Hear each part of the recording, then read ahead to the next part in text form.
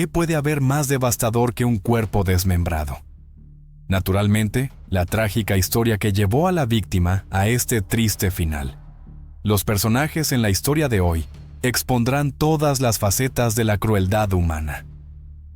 El caso de Pamela Mastropietro, la joven italiana de 18 años, no se limita solo a un asesinato atroz, donde fue violada y asesinada brutalmente por un narcotraficante, Innocent Osegal, y luego desmembrada y lavada con lejía para borrar el rastro de ADN. El caso se convirtió en una herida profunda en la sociedad italiana, una mecha para la violencia política, cuando la indignación pública condujo a un descarado tiroteo de venganza contra los migrantes. El detalle más escalofriante. Los expertos forenses creen que Pamela aún podría haber estado viva cuando el autor comenzó a desmembrarla. El caso de Pamela Mastropietro expone todas las facetas de la crueldad humana, la desesperación del adicto y el dolor persistente del odio racial. Pamela Mastropietro nació el 23 de agosto de 1999 en Roma, Italia. Desde sus años de escuela primaria, la niña sufría de ansiedad y tenía problemas para socializar. Era demasiado confiada y le costaba conectar con otros niños. Cuando surgieron problemas familiares, fue un shock aún mayor para la niña. En este contexto, comenzó a tener comportamientos extraños. La niña se volvió emocionalmente inestable y tuvo dificultades con su rendimiento académico en la escuela. Pamela era una niña inteligente, pero sus problemas afectaron la forma en que interactuaba con sus compañeros. Al crecer, su autoestima disminuyó significativamente, lo que generó más dificultades en su vida. Posteriormente, le diagnosticaron trastorno límite de la personalidad, Borderline Persönlichkeitsstörung. La niña cayó en malas compañías, que la introdujeron al alcohol y las drogas. Rápidamente se volvió adicta a estas sustancias porque se sentía más libre y olvidaba sus problemas al usarlas. Sus padres estaban preocupados y querían ayudar a Pamela, pero no podían dedicarle toda su atención a su hija. Tenían que trabajar mucho. La estudiante de secundaria perdió el control rápidamente. Afortunadamente, logró superar sus problemas, pero después de conocer a un hombre de 20 años de Rumanía, sus viejos hábitos resurgieron con fuerza. El encuentro con este hombre fue un punto de inflexión. Desde el principio, la relación pareció preocupante. Pamela no lo presentó a nadie y comenzó a desaparecer de casa. Lo peor fue que volvió a mostrar signos de consumo frecuente de drogas. No escuchaba el consejo de su familia. Gradualmente, sus miedos se hicieron realidad. El consumo de drogas siempre ocurría junto con su novio. Después de unos meses, él simplemente desapareció y ella tuvo que enfrentar sus viejos problemas nuevamente. La situación empeoró y llegó a un punto límite. Sus padres reaccionaron a tiempo. El 18 de octubre de 2017, Pamela, de 18 años, ingresó en un centro de rehabilitación en la ciudad de Macerata por 3 meses. Sus padres, la señora Alexandra Berni y el señor Stefano, eran personas decentes y los hábitos de su hija fueron un shock para ellos. Intentaron ayudar de todas las formas posibles y esperaban que, después de 3 meses en el centro de rehabilitación, ella pudiera volver a una vida normal. Los familiares creían que los pacientes en el centro serían monitoreados cuidadosamente 24 horas al día, 7 días a la semana, y que los residentes no tendrían acceso a drogas. Pero resultó que estaban equivocados. De hecho, apenas tenía restricciones. Podía salir del centro en cualquier momento a pesar del toque de queda. Sin embargo, según su testimonio, se sentía mejor allí porque estaba rodeada de personas con problemas similares. Esto la ayudó a encontrar comprensión y apoyo.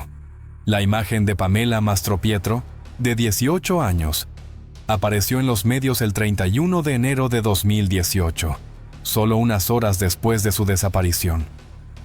En ese momento, estaba en las etapas finales del programa de rehabilitación.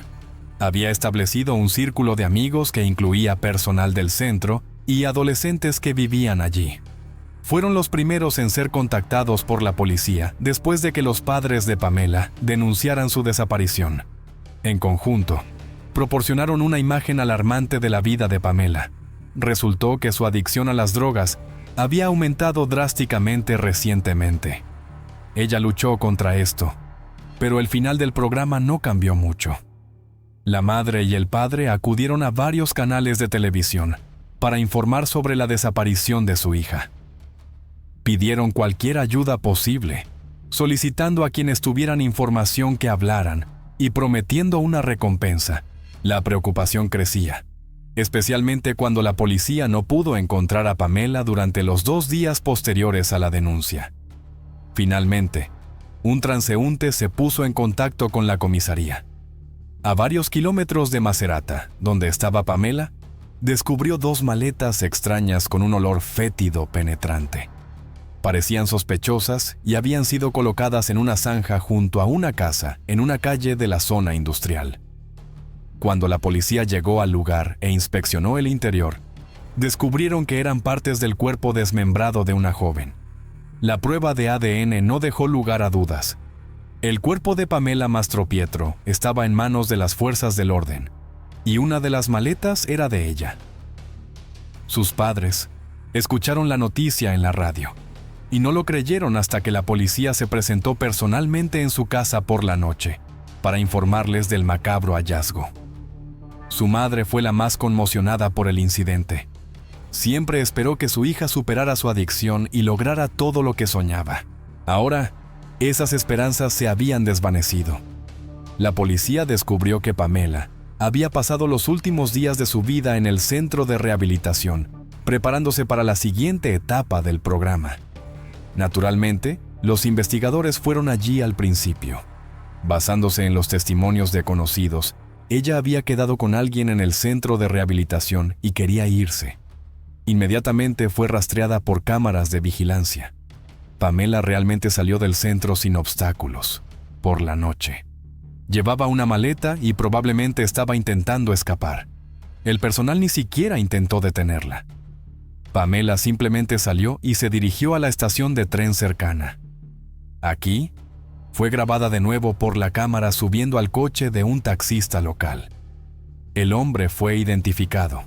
Resultó ser un conductor de 45 años de un pueblo cercano. Según él, la llevó a la estación, pero Pamela perdió el tren a Roma. Simplemente la dejó y se fue. Luego, ella planeó pasar la noche en la estación y esperar el siguiente tren.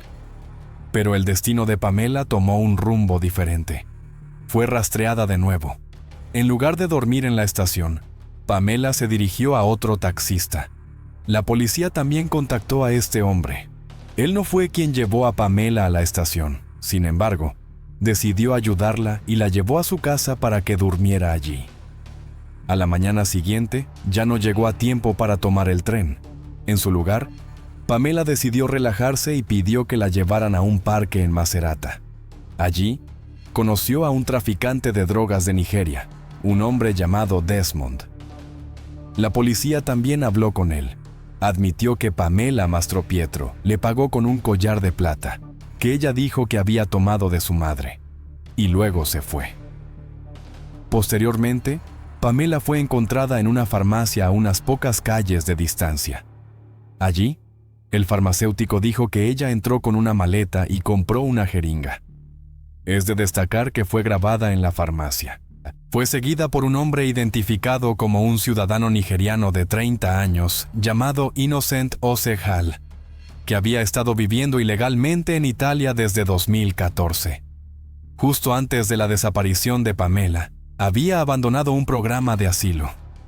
Desde entonces, el joven había estado traficando drogas y ahora se convirtió en el principal sospechoso del asesinato y una serie de otros crímenes.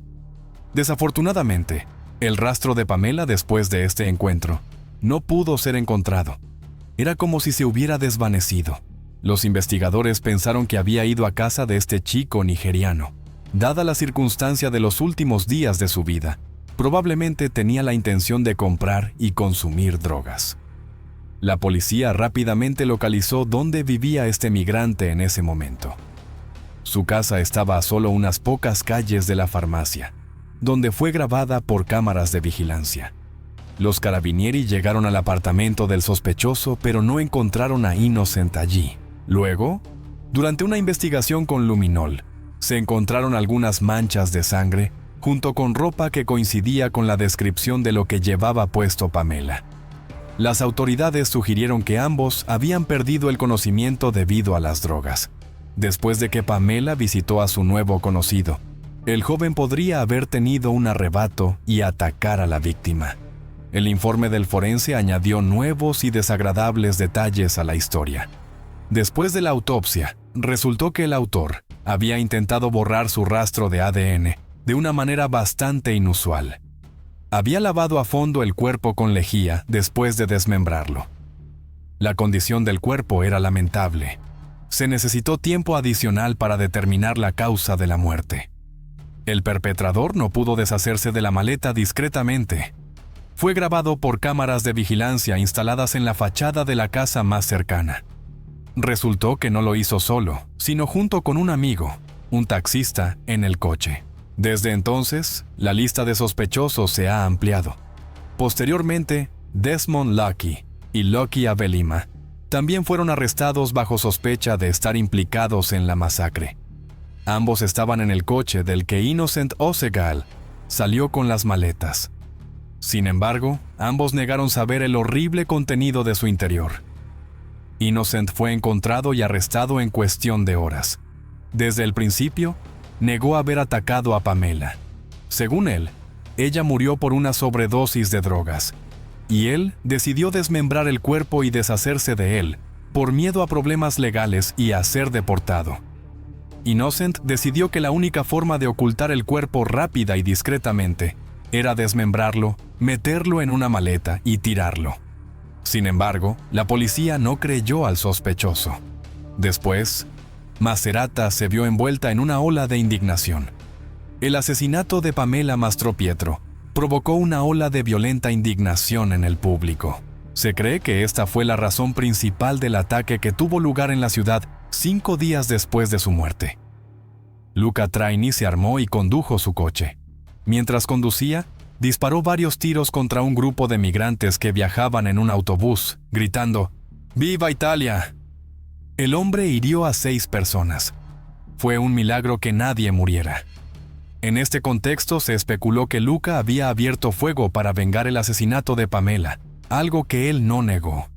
Numerosos rumores circularon, aumentando aún más la indignación pública. La gente se dividió en 2 bandos. Uno apoyaba a los refugiados. El otro creía que todos los migrantes debían ser deportados del país por los medios más duros.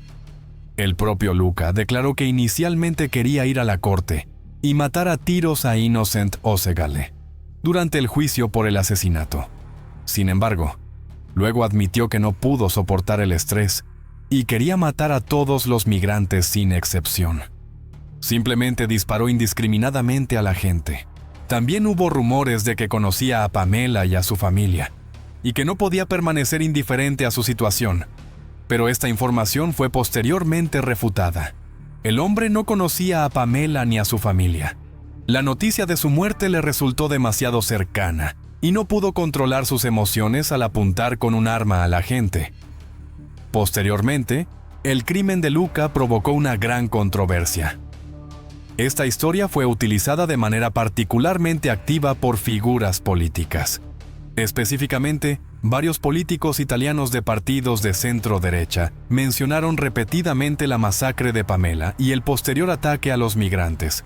Esto condujo a la reafirmación de la necesidad de luchar contra el crimen y la inmigración ilegal en el país. Algunos políticos utilizaron estos eventos para sus campañas de relaciones públicas e incluso lograron un éxito considerable. Los medios de comunicación difundieron activamente rumores sobre el asesinato de Pamela. La historia de su vida, su muerte y los sangrientos acontecimientos que siguieron atrajeron la atención de todo el país. El 5 de mayo de 2018, el funeral de Pamela tuvo lugar en Roma. Muchas personas conmocionadas por la tragedia asistieron. Representantes de la comunidad nigeriana, así como el entonces alcalde de la ciudad, también asistieron a la ceremonia. En cuanto al arrebato de violencia, Luca Traini fue sentenciado a una pena leve. El 3 de octubre de 2018, exactamente 18 meses después del incidente, compareció ante el tribunal del jurado. El hombre fue declarado culpable y recibió una sentencia de 12 años de prisión por su comportamiento gravemente discriminatorio y la posesión ilegal de armas. Innocent Osegal siguió de cerca los acontecimientos. Inmediatamente después del tiroteo contra los migrantes en el autobús, contactó a la familia de la difunta y declaró su arrepentimiento por sus acciones, disculpándose por el incidente. Al mismo tiempo, afirmó que no estaba intentando incitar al odio racial de ninguna forma. También negó su participación en el tráfico de drogas, diciendo que era víctima del prejuicio de que todos los migrantes están involucrados en actividades criminales. Sin embargo, esto era una mentira descarada. Innocent era un traficante de drogas de larga data. El pico de la atención mediática fue la publicación de la noticia de que Pamela había sido asesinada en un ritual vudú sediento de sangre. Algunos afirmaron que fue literalmente descuartizada, y no solo por Innocent, sino por todo un grupo de cómplices, personas que adoran locamente la magia vudú de origen nigeriano. También hubo rumores de que se comieron el corazón de la víctima. Todo esto era invención. Los padres de la difunta hicieron grandes esfuerzos para refutar esta información. La familia insistió en que el comportamiento de Pamela se debía a su trastorno límite de la personalidad. Por esta razón, ella no pudo controlarse, lo que incluía su adicción y comportamiento imprudente. En su página de redes sociales, había escrito repetidamente que estaba lista para dejar las drogas, tan pronto como la vida real se vuelva más hermosa que las ilusiones que pueden traer. La investigación reveló que había abandonado repetidamente el centro de rehabilitación en busca de drogas. Esto era normal para muchos residentes allí. En medio del escándalo mediático que se desató, el trabajo de la policía se vio obstaculizado significativamente. Los artículos y manchas de sangre encontrados en la casa de Innocent fueron analizados en el laboratorio. Se confirmó que pertenecían a la difunta. Inicialmente, Innocent negó cualquier violencia, alegando que Pamela murió por una sobredosis. Admitió haberle proporcionado una dosis, pero no mencionó cómo pagó. Innocent también negó haberla violado, pero nadie le creyó. Desafortunadamente, fue imposible confirmar o refutar su testimonio, ya que incluso las partes privadas del cuerpo habían sido tratadas a fondo con lejía y carecían de rastros de ADN. Cuando se le preguntó sobre sus amigos Lucky y Desmond, quienes estaban con él en el momento de deshacerse del cuerpo, el migrante proporcionó información extraña a los investigadores. Según Innocent, los jóvenes habían estado en su casa el día del asesinato. Informó que no vio a nadie atacar a Pamela, pero que él mismo se había desmayado durante la fiesta. Cuando se despertó, Pamela había desaparecido, y él no sabía qué le había pasado mientras estaba desmayado. Esta versión contradecía su testimonio anterior de que Pamela murió por una sobredosis. Además, las manchas de sangre encontradas refutaron su testimonio. Estaba claro que había sido atacada y asesinada brutalmente. Ahora, las palabras de Innocent eran completamente indignas de confianza. Sus amigos migrantes también resultaron ser traficantes de drogas de larga data. Fueron arrestados, pero negaron estar involucrados en el asesinato desde el principio. Según los testimonios de Lucky y Desmond, ninguno de ellos estuvo en la casa de Innocent en el momento del asesinato, ya que en ese momento estaban traficando drogas en otra zona de la ciudad. Los cargos de asesinato contra ellos fueron desestimados. Sin embargo, las preguntas seguían surgiendo con respecto a ocultar el rastro del crimen y el cuerpo para ellos. Mientras tanto, el principal sospechoso siguió insistiendo en que Pamela murió por una sobredosis y que él no tuvo nada que ver con la muerte. Sin embargo, los forenses encontraron 2 puñaladas en el hígado de la víctima, que él había descubierto en el cuerpo de la víctima. Incluso considerando que el perpetrador desmembró el cuerpo, estas heridas profundas parecían ilógicas e indicaban que habían sido infligidas intencionalmente para matar. Además, había motivos para creer que Innocent había violado a Pamela mientras estaba inconsciente. Este podría haber sido el comienzo de la masacre. El análisis toxicológico del cuerpo de Pamela mostró una alta concentración de drogas en su sangre. Según el forense, ella debía estar inconsciente en el momento de ser asesinada. Sin embargo, no fue fácil decir con certeza si murió a causa de esa dosis. Tenía un historial de consumo de drogas de larga data. Se necesitaba información adicional para comprender el papel de las drogas en estos horribles acontecimientos. Innocent siguió insistiendo en que no había violado ni asesinado, pero ahora dijo que habían tenido sexo consensuado para pagar la dosis de drogas. Los investigadores creyeron que estaba mintiendo y aprovechándose de la indefensión de Pamela después de drogarla hasta la inconsciencia. Se aprovechó de su ingenuidad, ya que ella también sufría problemas psicológicos. La conclusión de los investigadores fue confirmada. Específicamente, mientras estaban en prisión, Lucky y Desmond discutieron lo que había sucedido en la casa de Innocent. Sus conversaciones tras las rejas fueron grabadas. Los criminales hablaron sobre cómo Innocent les había contado personalmente cómo la había violado mientras ella estaba inconsciente en el sofá. Obviamente, se trataba de Pamela. A pesar de todas las pruebas en su contra en noviembre de 2018, Innocent siguió insistiendo en que no había matado a Pamela, pero se disculpó con la familia por estar involucrado en su muerte. Afirmó que ella murió por una sobredosis. Según los padres de la víctima, esto sonaba a burla. Innocent admitió que, después de la muerte de Pamela, desmembró el cuerpo en su apartamento, pero negó haber cometido cualquier acto de violencia. Las mentiras orquestadas por él continuaron hasta febrero de 2019. Finalmente, se decidió iniciar el juicio por el asesinato de Pamela Mastropietro. En ese momento, todos los interrogatorios habían terminado y revelaron nuevos y desagradables detalles sobre la ejecución orquestada por Innocent. La fiscalía tenía un nuevo testigo. Inmediatamente se convirtió en el foco de la estrategia de acusación. Había hablado varias veces con el asesino sobre los acontecimientos de la noche del 30 de enero. Mientras estuvieron en la misma celda, los dos hombres se hicieron amigos cercanos, y el acusado le confió algunos detalles sobre lo que le había pasado a Pamela. Según el testigo, el nigeriano conoció a Pamela en un parque en Macerata, uno de los lugares donde los traficantes de drogas suelen realizar sus tratos. Inmediatamente notó que algo andaba mal con ella. Era demasiado confiada e ingenua. Por lo tanto, decidió aprovechar esta presa fácil. La convenció de que fuera con él y la llevó al ático de la casa donde vivía en ese momento para consumir drogas. En el camino, se detuvieron en una farmacia para que Pamela comprara una jeringa desechable. El perpetrador admitió además que cuando Pamela perdió el conocimiento debido al consumo de drogas, comenzó a violarla, considerando esto como el pago legítimo por la dosis de drogas. Sin embargo, una inyección no fue suficiente para que la adicta perdiera el conocimiento. Durante el proceso, Pamela se despertó y comenzó a resistirse enérgicamente. Dijo que lo denunciaría a la policía. Al escuchar esto, Innocent se asustó porque se dio cuenta de que tendría grandes problemas con la ley. El hombre no quería volver a prisión.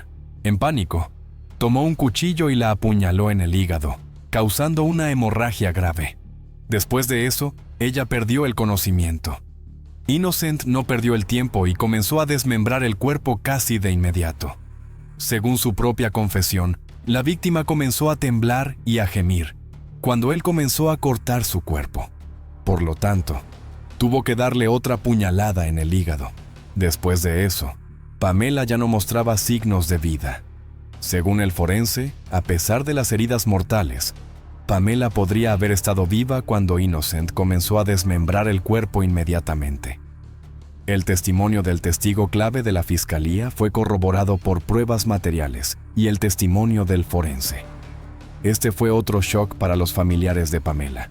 Su madre se había consolado hasta el final, con el pensamiento de que al menos su hija no había sufrido. Pero resultó que su muerte fue horrible y dolorosa. Y una de las pruebas más importantes contra Innocent fueron los fragmentos de piel debajo de las uñas de la víctima de 18 años. Ella se resistió, lo arañó, y el perpetrador olvidó limpiar esos rastros con lejía, ya que prestó poca atención a sus manos. El forense confirmó que los fragmentos de piel debajo de las uñas de la víctima pertenecían a Innocent. Naturalmente, no podrían haber terminado accidentalmente debajo de las uñas de la víctima si ella simplemente hubiera muerto. Estaba claro que hubo algún tipo de forcejeo entre los dos. Además, se utilizó el testimonio de Lucky Avelima, quien también fue investigado durante mucho tiempo. Según el joven, el asesino supuestamente lo había llamado mientras ocurría la masacre. Mientras hablaban, escuchó los gritos y gemidos de una mujer de fondo. El perpetrador le pidió ayuda con algunos tratos turbios, pero Lucky se negó. Cuando le preguntó a su amigo sobre los gritos de la mujer, él le dijo firmemente que no se preocupara y colgó. En abril de 2019, se presentaron pruebas materiales y análisis forenses en la sala del tribunal, confirmando el nivel de crueldad y maldad de Innocent. Los análisis confirmaron que las 2 puñaladas causaron la muerte de Pamela. El análisis toxicológico confirmó que no murió por la dosis de drogas encontrada en su sangre. Claramente no fue suficiente para causar su muerte. Lo más notable fue el nivel de crueldad de Innocent al desmembrar el cuerpo. Estaba decidido a borrar todo rastro de su toque, razón por la cual el cuerpo, incluidas las áreas íntimas, fue tratado con limpiador abrasivo. Pero el perpetrador no se detuvo ahí. Incluso extirpó parte de la piel en algunas áreas. Estaba claro que había cortado y destruido todas las partes de la carne que había tocado. Esos fragmentos de piel cortados nunca se encontraron. Había moretones apenas visibles en el cuello de la víctima, lo que indicaba otros actos de brutalidad. Lo más preocupante fue la forma de trabajo metódica del perpetrador. Parecía que no solo había cometido algún acto cruel, sino que también era experto en desmembrar cuerpos, como si esta no fuera la primera vez. El 29 de mayo de 2019, el jurado finalmente condenó al acusado por el asesinato de Pamela Mastropietro, así como por violación grave y desmembramiento del cuerpo. Fue condenado a cadena perpetua. Los abogados defensores del acusado no estaban satisfechos con la decisión del tribunal y apelaron, pero el 16 de octubre de 2020, su sentencia de cadena perpetua fue confirmada. En cuanto a los posibles cómplices de Innocent, el caso no fue sencillo. Durante un tiempo, el destino de Desmond Lucky y Lucky Avelima fue desconocido. Se sugirió que los 2 amigos eran cómplices y definitivamente sabían lo que había dentro de las 2 maletas malolientes, que su amigo Innocent de repente quería tirar en la zanja. Obviamente, así era como el asesino quería ocultar algo. Muchas personas se adhirieron a esta teoría y los hicieron responsables al menos por ocultar el cuerpo. Sin embargo, no había pruebas directas de su culpabilidad, por lo que no fueron considerados cómplices del crimen. Como resultado, un juez de Macerata los declaró oficialmente no culpables de asesinato y ocultación de pruebas. Sin embargo, los jóvenes no fueron liberados de prisión. Fueron acusados de tráfico de drogas, lo cual fue confirmado. Se encontraron rastros de consumo y una gran cantidad de drogas para la venta en su apartamento. En abril de 2019, ambos fueron condenados a 4 años y 8 meses de prisión. En memoria de Pamela, su madre continuó los sueños que ella nunca pudo realizar. En el momento de la muerte de Pamela, solo le quedaban unos meses para graduarse en trabajo social y atención sanitaria. Ella siempre soñó con ser voluntaria para ayudar a otros. El 9 de septiembre de 2020, su madre recibió ese mismo título en memoria de su hija. Todos los días, recuerda a Pamela, quien nunca tuvo una segunda oportunidad para una vida normal. La oportunidad que le fue arrebatada por gente deshonesta, uno de los cuales le quitó la vida de una manera demasiado cruel. Un idilio romántico que termina en una horrible tragedia. El 11 de noviembre de 2010, la joven novia Annie Nina Dewani fue brutalmente asesinada en un robo de coche en un notorio barrio pobre de Ciudad del Cabo. Ella y su marido, el acaudalado empresario Shreen Dewani, acababan de llegar allí para disfrutar de su luna de miel. Lo que hizo que el caso se volviera complicado no fue solo el hecho de que una pareja de clase alta se perdiera en el lugar más peligroso de la ciudad a altas horas de la noche, sino también las extrañas contradicciones en el testimonio del marido superviviente. ¿Por qué Shrien eligió contratar a un taxista al azar en lugar del servicio de transporte de lujo de un hotel de 5 estrellas? ¿Y por qué, en medio de los momentos de horror, el atacante solo se llevó algunos objetos de valor? Luego dejó ir al marido, pero retuvo y mató a la novia. Todo se vino abajo cuando el taxista se convirtió de repente en un testigo clave, haciendo una denuncia impactante. El robo fue solo una farsa orquestada por Shrien Dewani para deshacerse de alguien. Detrás de la fachada glamurosa de un matrimonio perfecto, se ocultaban secretos profundos, tensiones reprimidas y la sospecha de un móvil de asesinato oculto relacionado con la orientación sexual. Descubramos los detalles sobre los rincones oscuros de este fatídico matrimonio y las razones que llevaron a un hombre a pagar para poner fin a la vida de su esposa de la manera más cruel. Annie Nina Dewani pensó que su vida finalmente había encontrado su camino. En febrero de 2010, se mudó de Suecia a Londres para estar al lado del hombre que había elegido, Shrien Dewani. Fue una continuación lógica de su rápida relación que se había desarrollado en solo unos meses. Se conocieron gracias a la tía de Annie, quien estaba convencida de que Shrien era perfecto para su sobrina.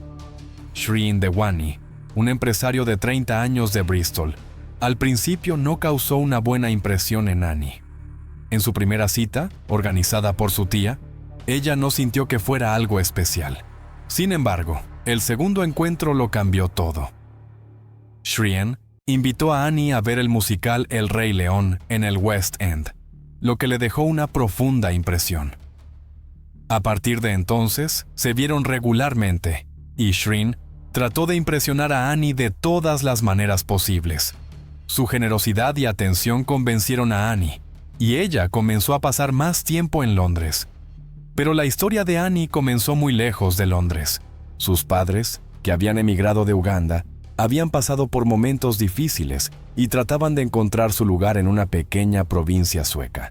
La familia se estableció en Moristad, donde nacieron Annie y sus 2 hermanos.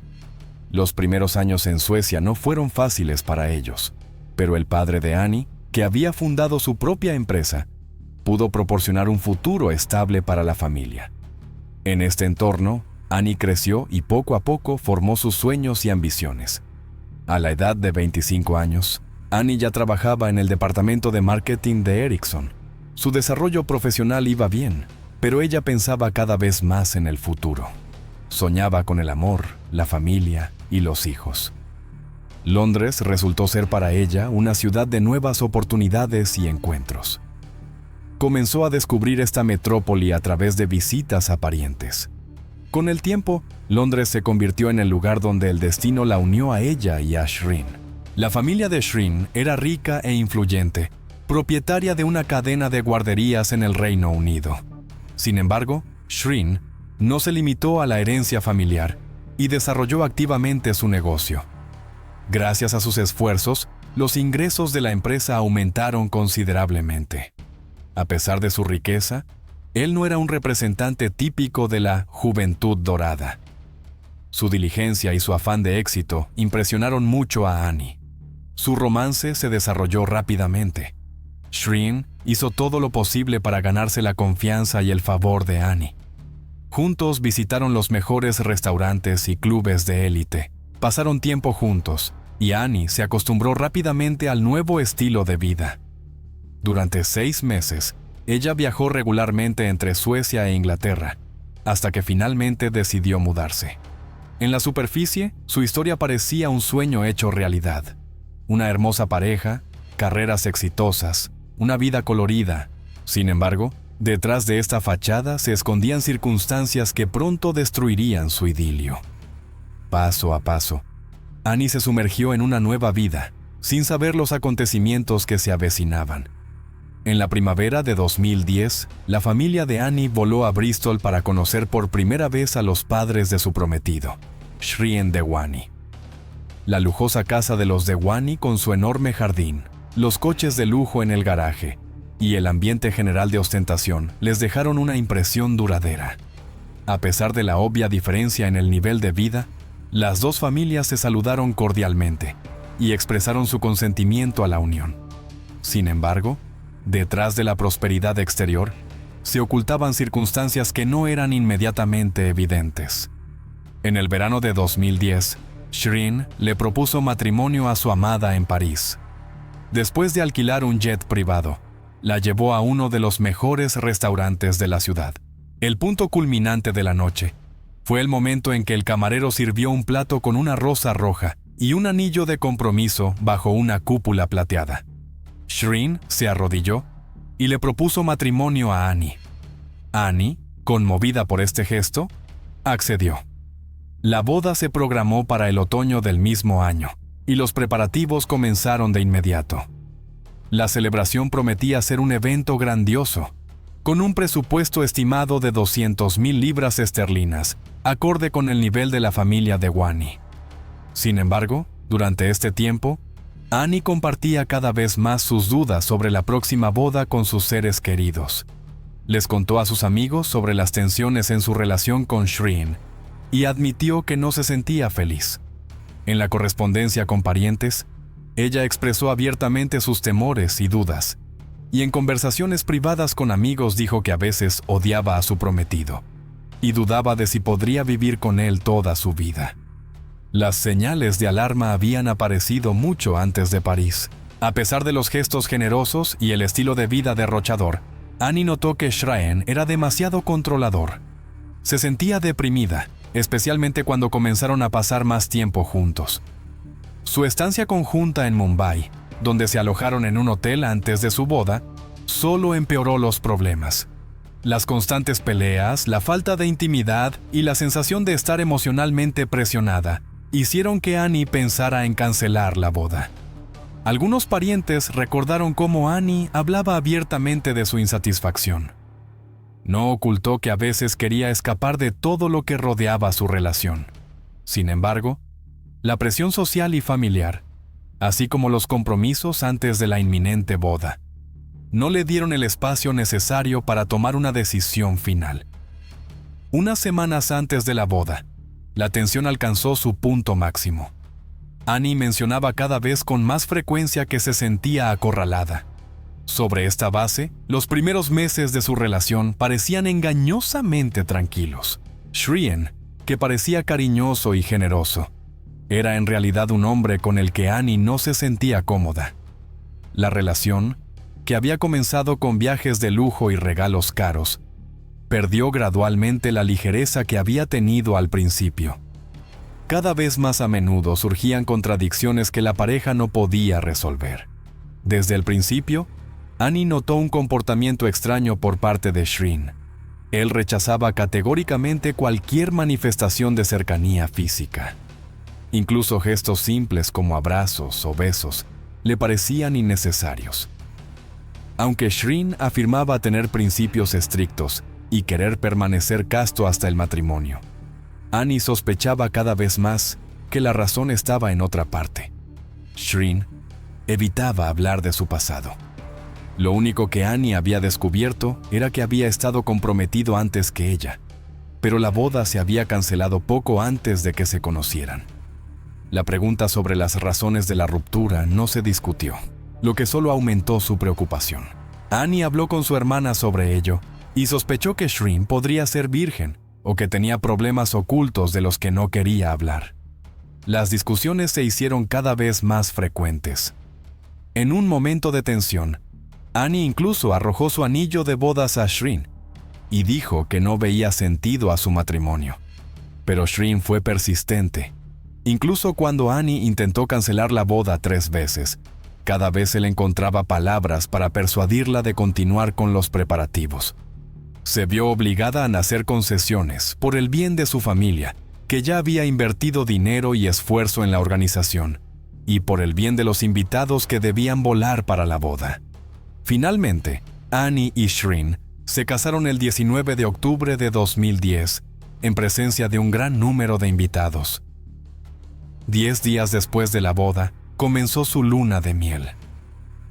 El primer punto del viaje fue Sudáfrica. La pareja pasó unos días de safari en un parque nacional, y Annie escribió a su familia diciendo que había disfrutado de la experiencia.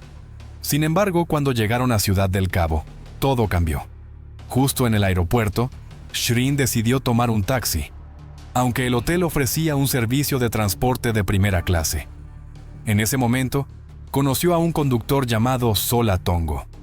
Sola llevó a la pareja a un lujoso hotel de 5 estrellas. Sin embargo, inmediatamente después de registrarse, Shreen salió del lobby y dejó a Annie sola para hablar con Sola durante unos 10 minutos. Dijo que le había ofrecido ser su conductor personal durante toda su estancia en Ciudad del Cabo, mostrarles la ciudad y aconsejarles a dónde ir. La decisión parecía extraña, especialmente teniendo en cuenta el alto nivel de servicio que ofrecía su hotel. Sin embargo, Shreen optó por los servicios del taxista casual que conducía una furgoneta Volkswagen común. Esto parecía ilógico, sobre todo en contraste con la imagen que Shreen solía tratar de proyectar. Un hombre exitoso y consciente de su estatus, acostumbrado a un alto nivel de vida. Los acontecimientos posteriores durante la luna de miel también dejaron sentimientos contradictorios en Annie.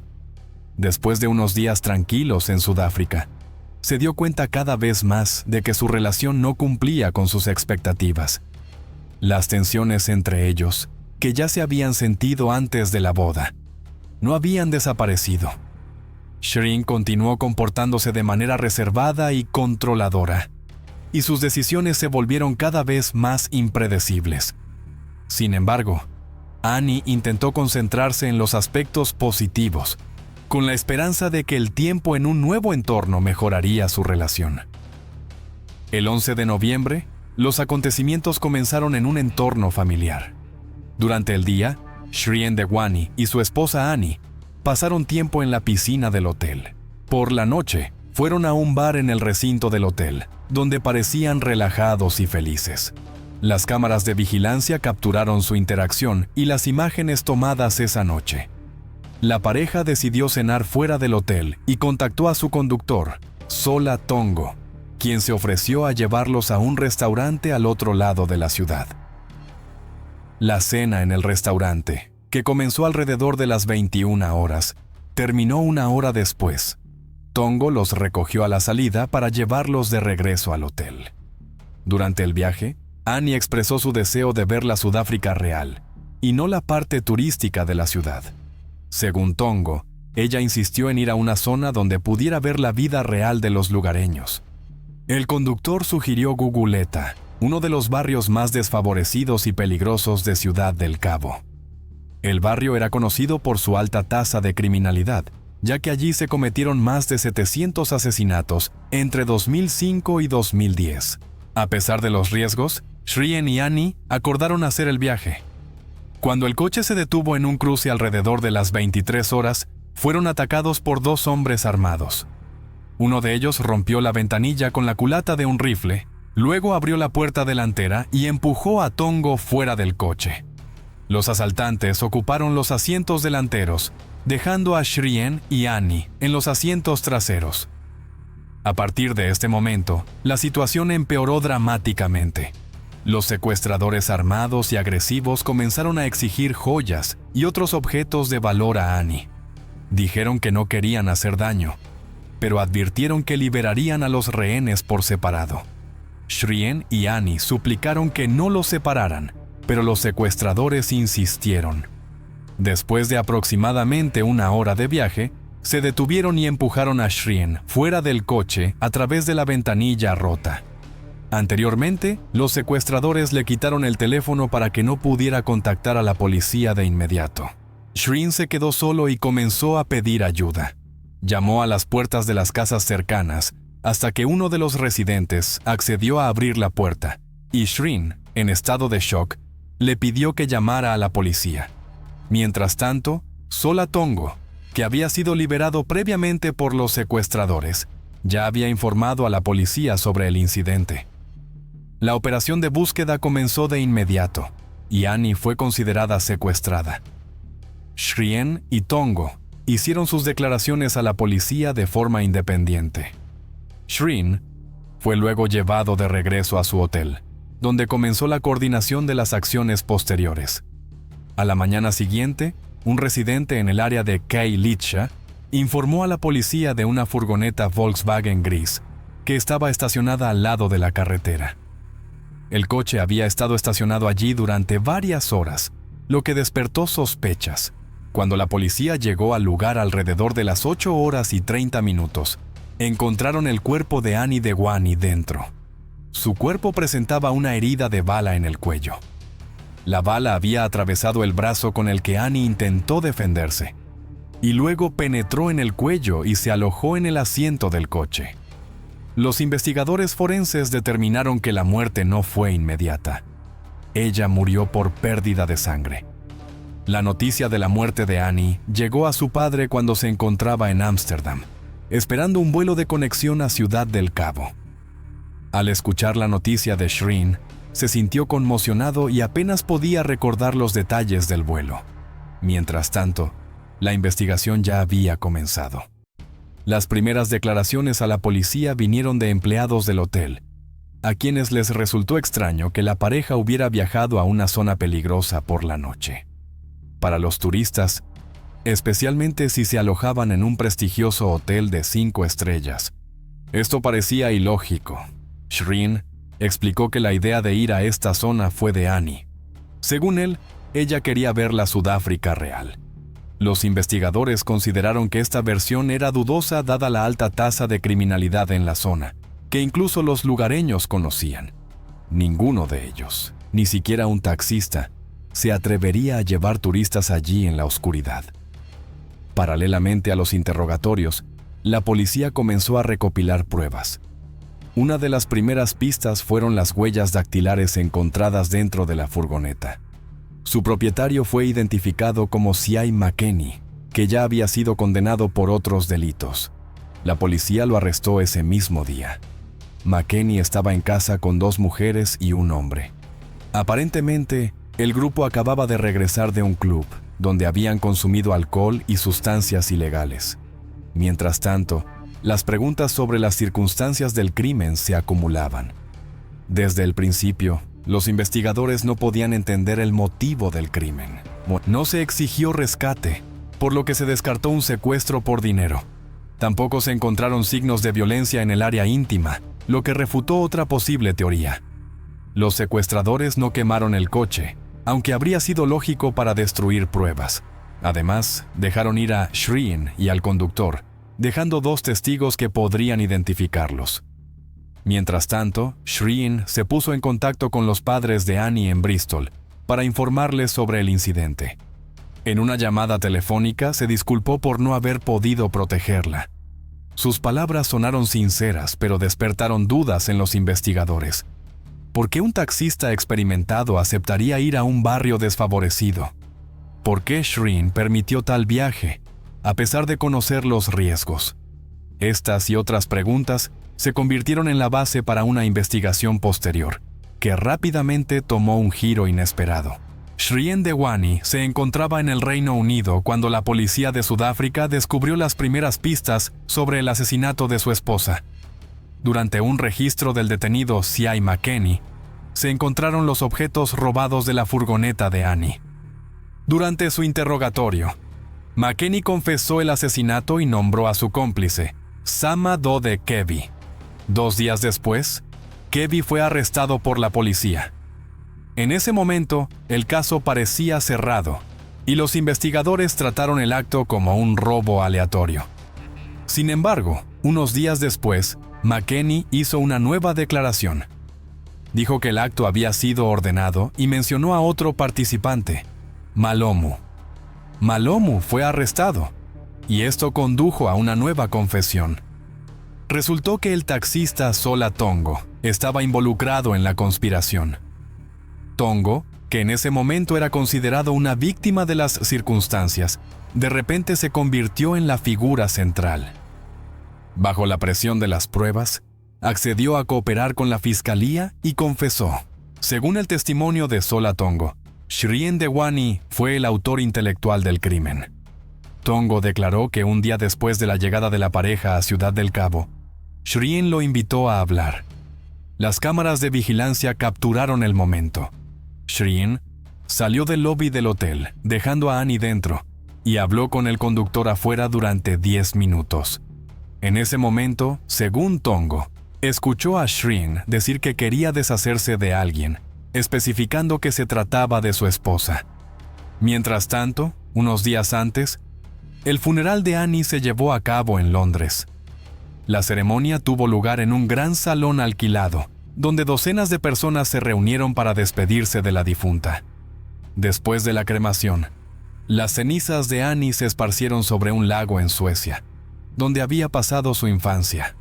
Sin embargo, el comportamiento de Shreen antes del funeral planteó preguntas a la familia de Annie. La noche anterior a la ceremonia, organizó una fiesta de pizza, lo que los familiares encontraron extraño e inapropiado. Su estado de ánimo y apariencia no se ajustaban a la situación, lo que aumentó la desconfianza de los familiares. Las acusaciones contra Shreen fueron un shock para todos los que conocían a la pareja.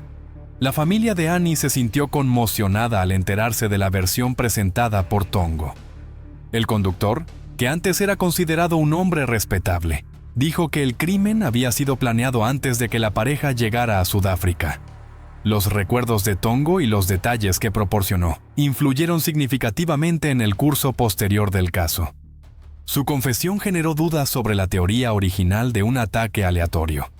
Después de llegar a Ciudad del Cabo, Shreen Dewani y el conductor Sola Tongo tuvieron contactos frecuentes. Según la investigación, Tongo fue un intermediario importante en la organización del crimen. Declaró que, a petición de Shreen, contactó a un tercer involucrado, Malomu, y este introdujo a 2 perpetradores. Juntos tramaron un plan para secuestrar y asesinar a Annie Dewani. Los detalles del trato, según Tongo, se acordaron de forma espontánea.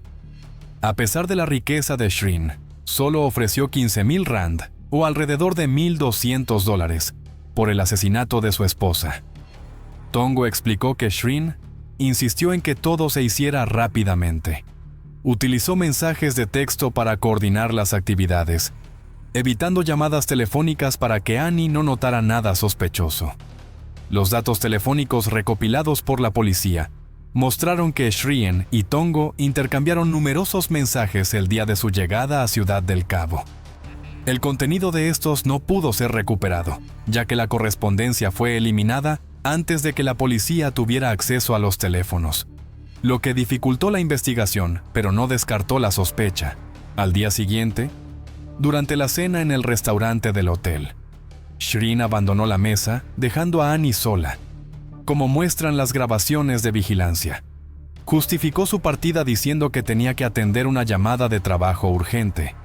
Sin embargo, en ese momento contactó a Tongo, y su conversación duró unos 5 minutos.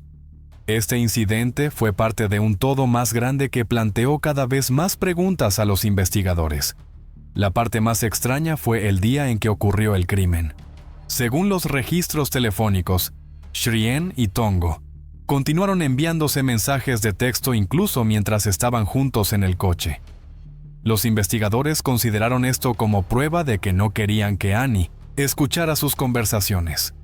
Sin embargo, el contenido de los mensajes no pudo ser recuperado, ya que ambos participantes eliminaron la correspondencia. La noche en que aún no se había encontrado el cuerpo de Annie, Tongo declaró que Shreen le hizo una pregunta directa. ¿Está el trabajo hecho? Se dice que Tongo respondió: «Ten cuidado con esas palabras, podría haber cámaras aquí». En respuesta, según el testimonio, Shreen levantó la cabeza y miró a su alrededor, como si intentara detectar dispositivos de vigilancia.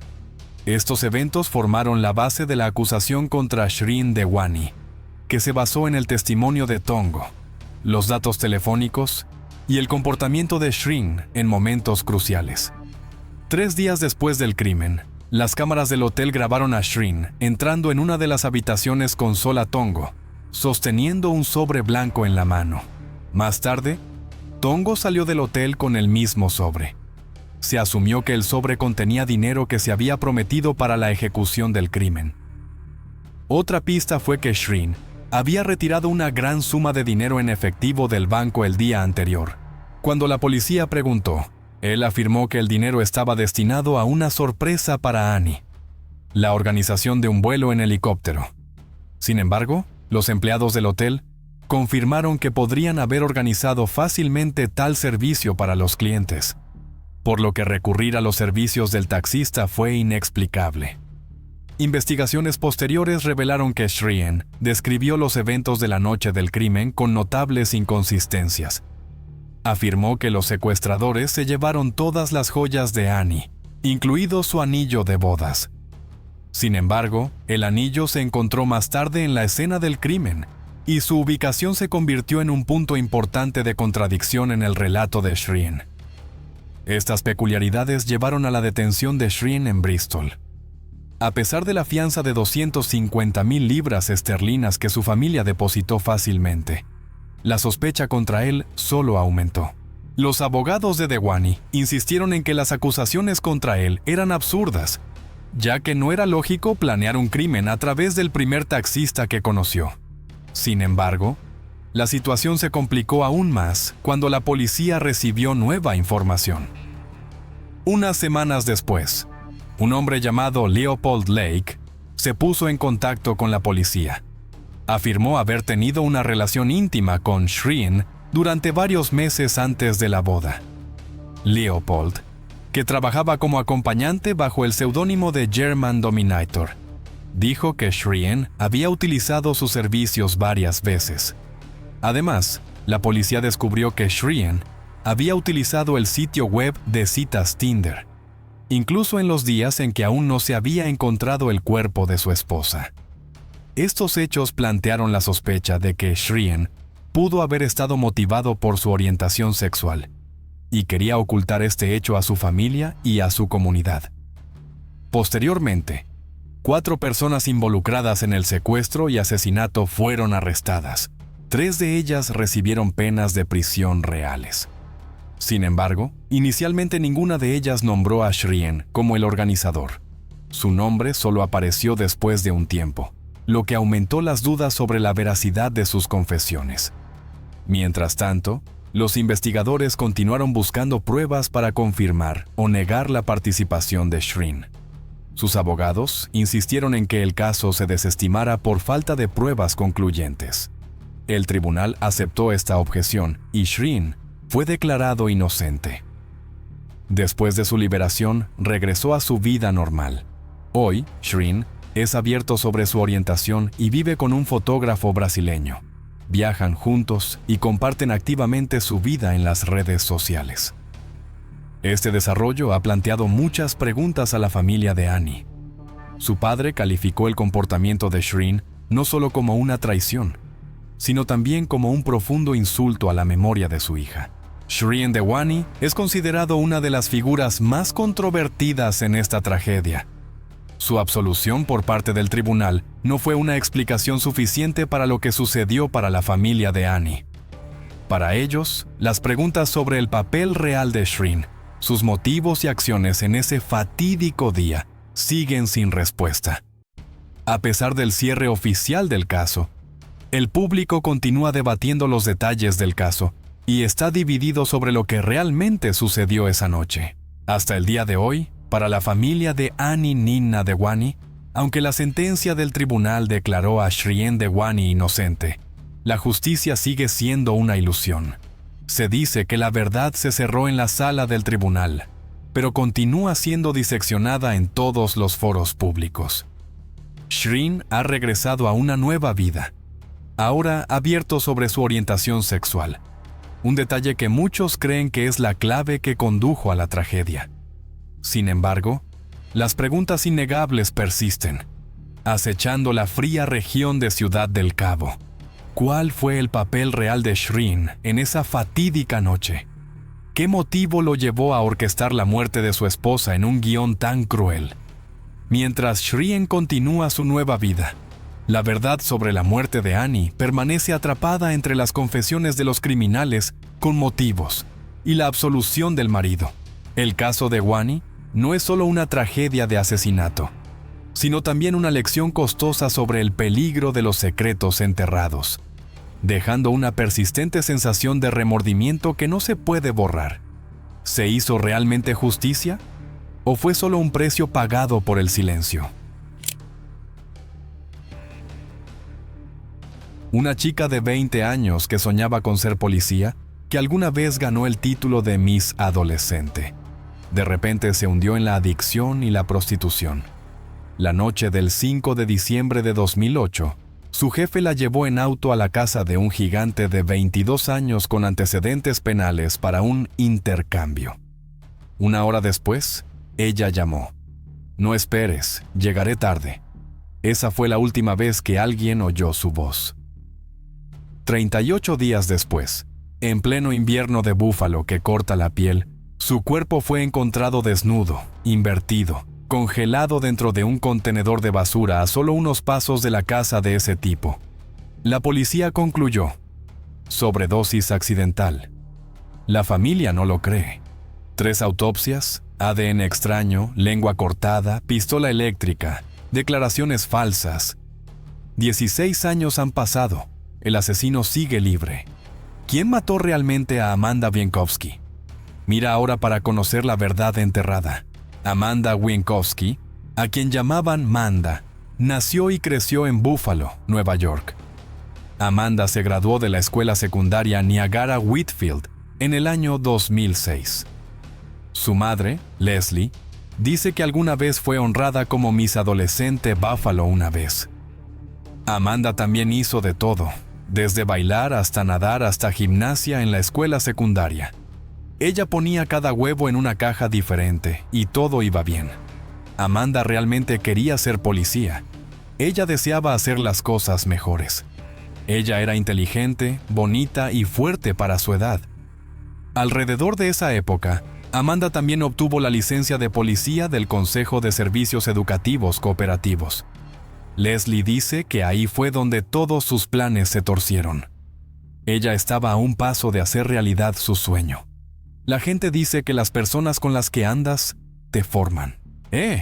La madre de Amanda dice que conoció a algunas personas sospechosas mientras trabajaba para obtener la licencia Voces. Y ahí fue cuando empezó a bajar por el oscuro camino de la adicción. Amanda se sentía como atrapada en un pozo negro profundo y no podía salir. Una vez le dijo a su madre que se sentía como si el diablo la persiguiera, que es una forma genial de describirlo.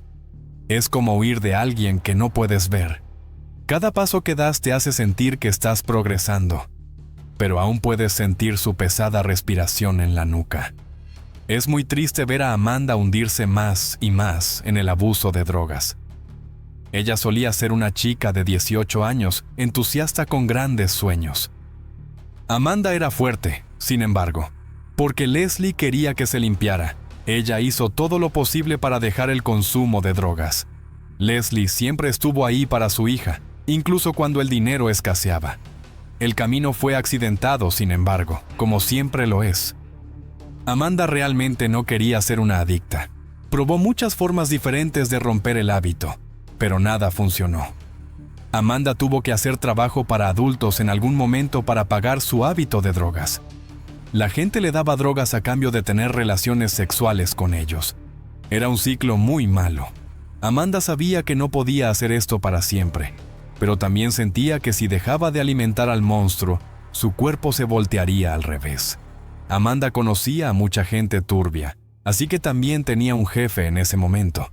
Su nombre era Adam Patterson, y algunos dicen que Adam parecía lo suficientemente mayor para ser el padre de Amanda, cuando los ponían uno al lado del otro. Sin embargo, no lo era. Él estaba a cargo de Amanda. Ella también vivía con ese jefe en la reserva Tuscarora en Lewon. En su mayor parte, Adam conocía a todos los que podían ayudar a Amanda. Amanda obtenía lo que quería y ellos obtenían lo que ella quería. Adam arreglaba las conversaciones entre ellos y la llevaba en auto a las casas de esas personas para que se hicieran los tratos. Puedes leer lo que no está escrito. En resumen, esta era la vida de Amanda antes de morir demasiado pronto. Y esto es lo que estaba haciendo el día que desapareció. Amanda estaba tratando de ganar el tira y afloja entre la adicción y el trabajo para adultos en el momento en que desapareció. Ella también trabajaba en un pub llamado Cocktail Bob's y estaba tomando clases de justicia criminal en el colegio comunitario del condado de Niagara. Todo salió mal el 5 de diciembre de 2008. Mientras Amanda trabajaba en el bar, su compañera de cuarto y jefe, Adam, la llamó. Justice, el siguiente cliente de Amanda, era el hombre con el que acababa de colgar. No sé si Amanda lo sabía en ese momento, pero este tipo Justice era malo. Él era una persona agresiva, y la gente pensaba que era un gigante aterrador. Tenía un pasado criminal malo, y solo tenía 22 años en ese momento. También estaba construido como un tanque. Además, su nombre real no era Justice. El nombre del tipo era Antoine Garner. Y Amanda tenía que ir a la casa de Antoine en el lado este de Buffalo para hacer el intercambio como lo había acordado Adam. En el trabajo, Amanda le pidió a un amigo que cubriera su turno, y el amigo lo hizo. Luego Amanda subió al auto de Adam y se fueron. Llegaron a la casa de Antoine y Amanda salió. Adam dijo que se quedó en el auto afuera, sin embargo. De ahora en adelante, quiero dejar claro que esta es la versión de Adam de lo que pasó. Así que tómalo como quieras. Había pasado aproximadamente una hora y Amanda todavía no había salido, pero ella lo llamó. Parece que Amanda le dijo que no la esperara porque iba a tardar. En ese caso, Adam lo hizo. Se alejó en auto de la casa de Antoine porque pensó que Amanda podría volver a casa sola. Sin embargo, eso no podía pasar. Amanda no volvió a casa y tampoco contestaba las llamadas de su madre. Así que Amanda y Leslie hablaban por teléfono a menudo. Así que cuando Leslie llamó a Amanda al día siguiente y no obtuvo respuesta, estaba claro que estaba muy preocupada. Esto no era nada propio de Amanda. Amanda siempre devolvía las llamadas a su madre, incluso si estaba borracha, pero ya habían pasado casi 2 días, y Leslie no quería darle a Amanda más tiempo para contactar. El 7 de diciembre, llamó a la policía de inmediato para reportar que su hija de 20 años estaba desaparecida. Amanda no había vuelto a casa ni contestado el teléfono en 2 días, así que la policía quería hablar con Adam Patterson, a quien creían que era la última persona que vio a Amanda. Adam le contó a la policía lo mismo que te acabo de contar. Cuando finalmente le hicieron una pregunta, había hecho un trato con Antoine y llevó a Amanda a su casa como pago. Amanda le dijo a Adam que llegaría tarde, y él se fue en auto. Cuando la policía le preguntó a Adam qué hizo después de dejar la casa de Antoine, dijo que llegó a casa alrededor de las 8:30 de la noche y no sabía dónde estaba Amanda después de eso. Adam no fue la última persona en ver a Amanda viva, así que la policía tuvo que retroceder un poco. Antoine Garner fue quien lo hizo. Para averiguar qué pasó, la policía sabía a dónde ir. Terminaron en la puerta principal de la casa de Antoine, que estaba en una parte muy sospechosa de la ciudad. Cuando la policía le preguntó a Antoine al respecto, tenía algo más que decir. Dijo que Adam y Amanda sí vinieron a su casa, pero Amanda solo se quedó de 10 a 15 minutos antes de irse con Adam. Cuando Amanda le preguntó a Antoine si tuvieron sexo, Antoine negó tener cualquier tipo de relación sexual con Amanda. Antoine dice que Amanda vino a la casa, hablaron un rato.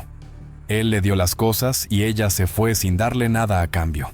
No conozco muy bien a Antoine, pero no parece el tipo de persona que haría eso por los demás sin esperar nada a cambio. Es un trabajo extraño, pero una cosa es segura: das y recibes. No hay bondad. Tal vez Antoine se sentía tan bondadoso ese día que le dio a Amanda lo que quería sin tomar nada. No lo creo. La policía también estaba perdida, sin embargo. Hablaron con 2 tipos que podrían haber sido los últimos en ver a Amanda. Ambos no eran muy confiables y ahora sus historias no coincidían. Esto continuó por un tiempo y Amanda todavía estaba siendo buscada. Amanda era buscada principalmente por sus amigos y su madre Leslie en todos los lugares que sabían que ella frecuentaba, pero no estaba ahí. No se la podía encontrar en ningún lado. Las horas se convirtieron en días y los días en semanas. Había pasado más de un mes y nadie sabía dónde estaba Amanda. Era difícil para su madre no perder el control porque tenía miedo. En los casos de personas desaparecidas, las primeras horas y días son muy importantes, pero era aterrador pensar que Amanda no había sido vista en 4 semanas. El extraño silencio hacía que la madre y los amigos de Amanda se sintieran muy mal. Era difícil para Amanda recuperar su vida después de que había dejado a todos. Nadie sabía dónde estaba o incluso si todavía estaba viva. Esa pregunta pronto sería respondida y todo empezó con una llamada al 911. No sabemos quién llamó en ese momento.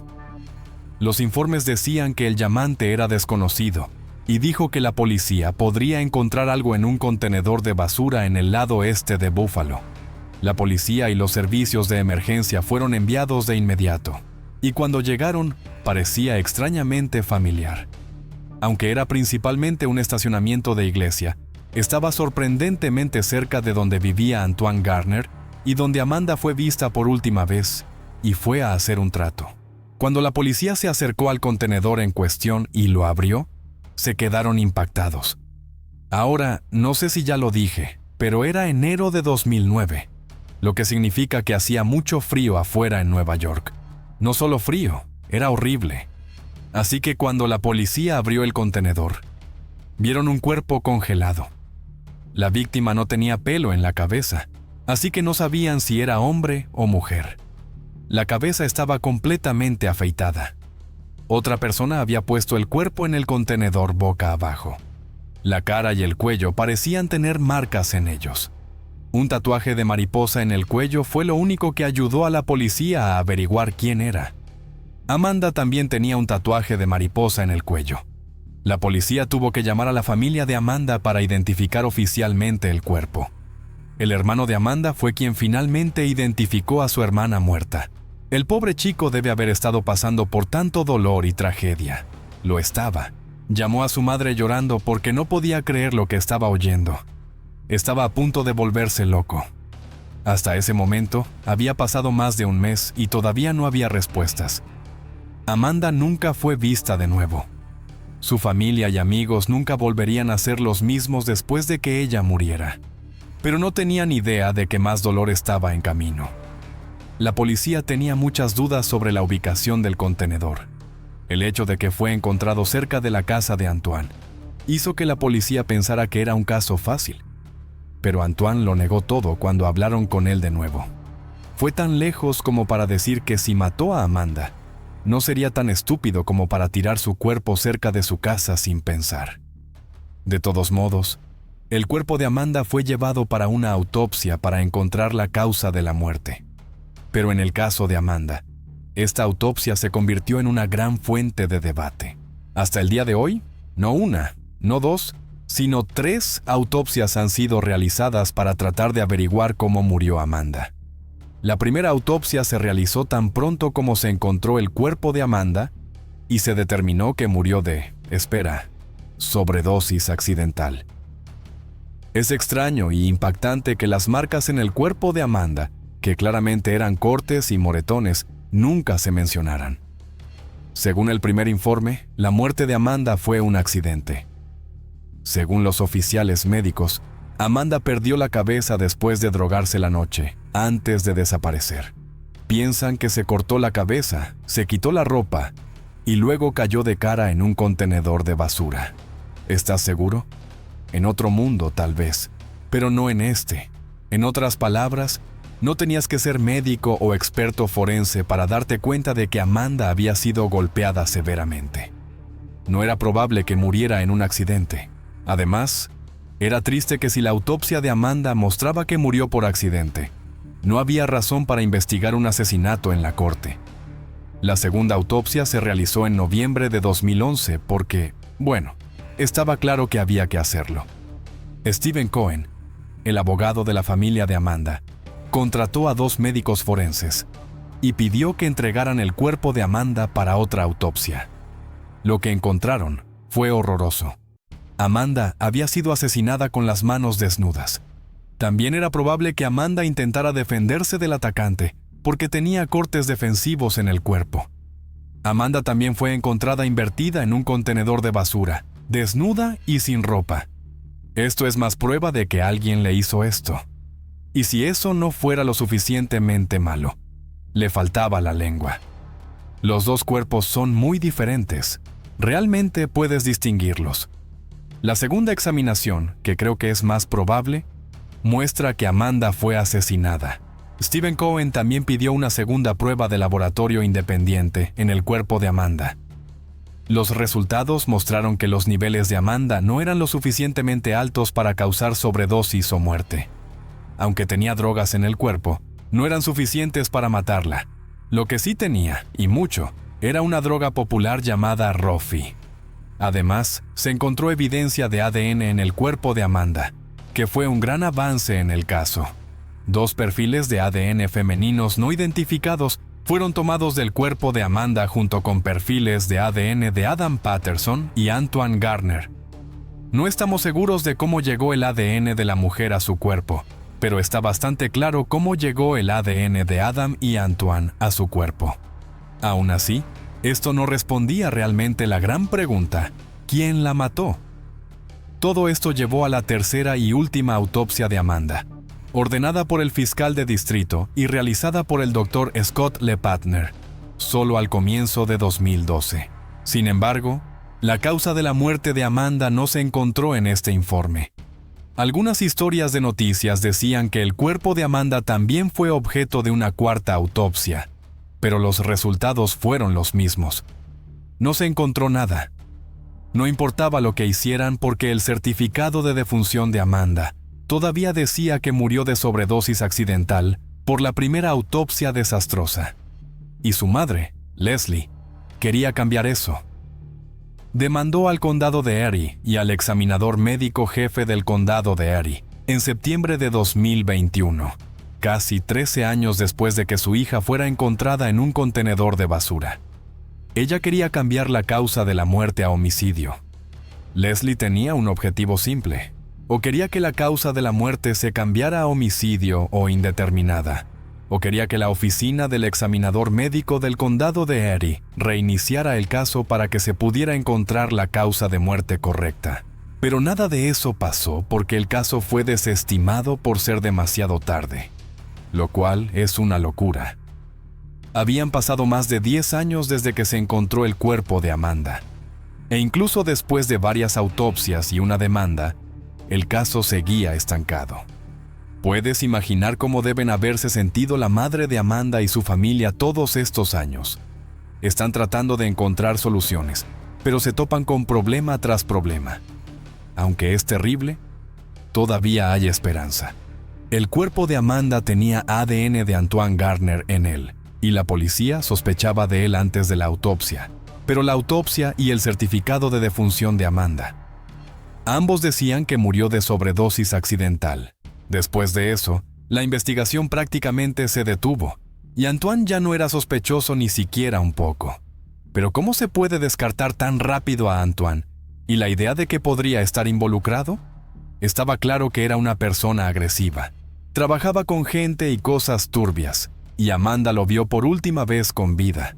Además, recuerda que Antoine dijo que él y Amanda nunca se tocaron.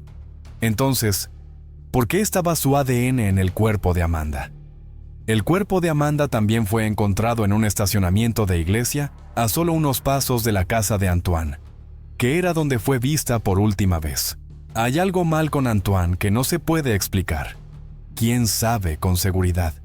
Aunque dijo que alguien lo estaba incriminando después de que se encontró el cuerpo de Amanda. Pero algo extraño pasó en 2013, 5 años después de que Amanda desapareciera. No tiene nada que ver con Amanda, pero las conexiones son tan extrañas que dan miedo. Como puedes ver, Antoine Garner fue arrestado por varios delitos en 2013. Algunos de estos eran golpear y casi matar a una trabajadora sexual que pagó. Cuando se investigaron los crímenes de Garner, revelaron que había cometido varios delitos graves entre diciembre de 2008 y enero de 2009. ¿Estás familiarizado con la línea de tiempo? En este mismo momento, Amanda desapareció y luego fue encontrada en un contenedor de basura. Siendo el hombre que es, Antoine también fue encontrado con un niño y fue arrestado por robo a mano armada. En junio de 2011, la policía supo que había contratado a una trabajadora sexual y la estranguló con las manos desnudas. ¿Suena familiar?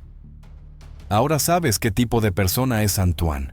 Quiero decir, no es difícil imaginarlo como un hombre agresivo y violento que haría cualquier cosa para lastimar a alguien que lo molesta, o incluso a alguien que no lo molesta, como la mujer que mantuvo como rehén mientras robaba su casa. En general, que Antoine mintiera sobre no tener sexo con Amanda la noche que desapareció, y que su ADN fuera encontrado en ella es muy sospechoso. Solo no veo cómo eso podría ser posible. Ahora, olvidemos el caso de Amanda por un momento. Antoine fue sentenciado a 18 años de prisión por estrangulamiento, asalto y 2 cargos de robo.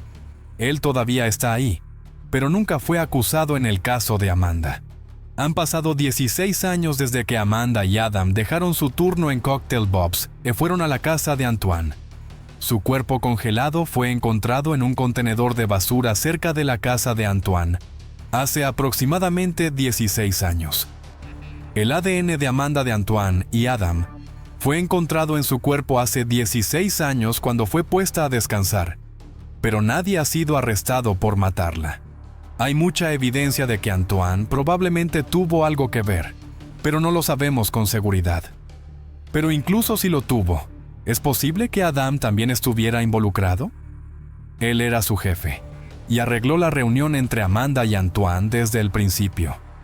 Una madre perdió a su hija hace más de 10 años, y hasta donde sabe cualquiera, la persona responsable todavía no ha sido castigada. Leslie todavía está luchando por la justicia. Aunque su larga pelea ha llevado a muchos reveses y ningún progreso, ella sabe que su hija fue asesinada. Justicia para su hija, que era más que solo una adicta o trabajadora sexual. En abril de 2021, nueva evidencia sugirió que Antoine pudo haber usado una pistola eléctrica o una pistola de aturdimiento para someter a Amanda antes de matarla. Los partidarios del caso dicen que tienen un testigo que puede decir que Antoine tenía una pistola de aturdimiento y la usó en Amanda, lo que añadiría una capa completamente nueva a la historia si estos testigos resultan ser confiables. El activista por el sheriff del condado de Erie, Miles Carter, dijo que el caso de Amanda debería investigarse más, ya sea con ojos nuevos o enfocándose en la evidencia más obvia. Nadie ha oído nada nuevo sobre este caso desde el año 2025. Mientras Antoine todavía está en prisión cumpliendo su sentencia, nadie sabe cuándo será liberado, pero probablemente será pronto. Los investigadores trabajando en el caso de Amanda deberían poder encontrar el arma humeante que atrapará al asesino, sea quien sea. Leslie tiene esperanza, pero también está agotada por haber trabajado tan duro para obtener justicia para su hija y todavía no poder. Ella no puede seguir adelante. Ella no sabe cómo lidiar con este terrible escenario. Finalmente, el caso de Amanda debería llegar a su fin, y uno bueno. Es la única manera de asegurar que la muerte de Amanda no fue en vano, y que la persona o personas que la mataron todavía sean responsables de lo que hicieron. Amanda no era solo una vida que podía ser desechada. Como todos nosotros, ella era una mujer joven con esperanzas, sueños y metas. Estaba en un lugar malo por las malas elecciones que hizo, pero estaba haciendo lo mejor para salir de eso y poner las cosas de nuevo en orden para poder convertirse en policía, que era su trabajo soñado. Es desgarrador oír sobre mujeres jóvenes o cualquier otra persona terminando en un estilo de vida que aplasta el alma de esa manera. Pero todos podríamos tener un mal día o tomar una mala decisión que haría nuestra vida peor. Solo podemos hacerlo mejor, que es lo que Amanda tristemente estaba haciendo. Mucho daño fue causado a su madre después de que su hija le fue arrebatada violentamente. Es desgarrador verla. La historia de Amanda Wienckowski no es solo un misterio. Es un recordatorio inquietante de cuán fácilmente puede fallar un sistema. Alguien que necesita ayuda, compasión y justicia. 16 años han pasado desde que su cuerpo fue encontrado. Sin embargo, la verdad sigue enterrada bajo informes contradictorios, preguntas sin respuesta y dolor interminable para las personas que más la amaban. Este caso nos recuerda que detrás de cada titular hay un ser humano con una historia, una familia y un futuro que importaba. Aunque la vida de Amanda Wienckowski fue cortada brutalmente en medio del invierno helado de Búfalo, su voz, el grito silencioso por justicia, sigue resonando sin cesar. Vive en las lágrimas de su madre Leslie, en las largas noches luchando contra el sistema legal, en las autopsias rechazadas, en el ADN nunca descifrado, y en miles de personas como tú, que nunca la conocieron, pero aún sienten dolor al oír su nombre. 16 años han pasado. Una nueva generación ha crecido sin saber que hubo una chica que soñaba con ser policía, que alguna vez estuvo en el escenario recibiendo la corona de Miss Adolescente, que luchó por escapar de la oscuridad y terminó en un contenedor de basura congelada como un objeto desechado. Pero ella no es basura. Ella es Amanda. Es Manda. Es hija. Es un sueño apagado. Es una verdad enterrada. ¿Qué crees que realmente pasó la noche del 5 de diciembre de 2008? ¿Quién fue la última persona en tocarla? ¿Por qué estaba su ADN ahí, pero la declaración lo niega? ¿Le cortaron la lengua para silenciarla para siempre? ¿O fue un mensaje enfermizo? Y lo más importante, ¿llegará alguna vez la justicia o Amanda será para siempre un caso de accidente en papel? Deja tus pensamientos justo debajo, aunque sea una línea, una hipótesis o una pregunta. Cada comentario es una vela encendida en la oscuridad de este caso.